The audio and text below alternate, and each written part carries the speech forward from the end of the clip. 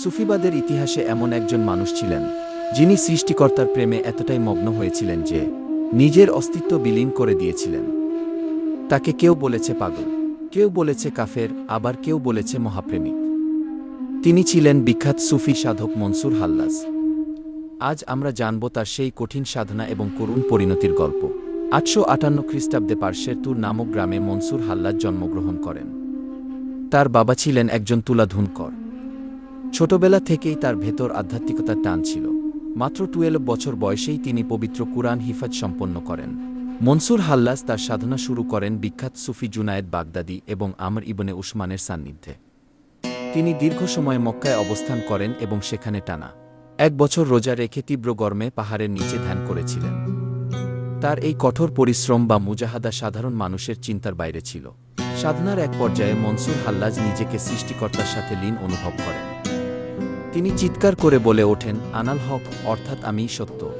তৎকালীন আলেম ও শাসকরা এর অর্থ ভুল বোঝেন। তারা মনে করেন মনসুর নিজেকে খোদা দাবি করছেন।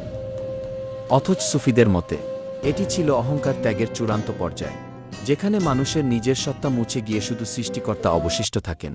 তার এই বাণীর কারণে তাকে দীর্ঘ 9 বছর বাগদাদের কারাগারে বন্দী রাখা হয়। কারাগারেও তার সাধনা চলত। শোনা যায়, তার হাজার হাজার ভক্ত ও শিষ্য ছিল যারা তাকে দেখার জন্য ভিড় জমাত। ইব্রাহিম বিন ফাতেক নামক তার একজন প্রিয় শিষ্য ছিল, যিনি শেষ মুহূর্ত পর্যন্ত তার পাশে ছিলেন। 922 খ্রিস্টাব্দে তাকে মৃত্যুদণ্ড দেওয়া হয়।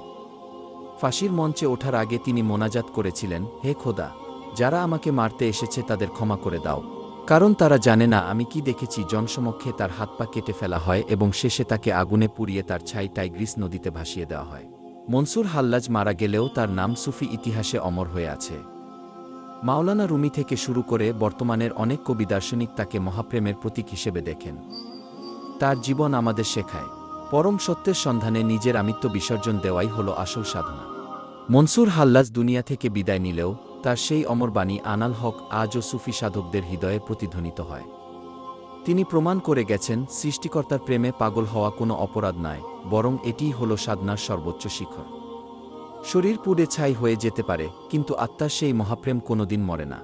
আজকের এই ভিডিওটি যদি আপনাদের ভালো লেগে থাকে, তবে এই মহাপ্রেমিকের জীবন থেকে আপনি কি শিখলেন তা কমেন্টে জানান। পরবর্তী ভিডিওতে আর কার জীবনী দেখতে চান? লাইক দিয়ে এবং সাবস্ক্রাইব করে আমাদের সাথেই থাকুন। আল্লাহ হাফেজ।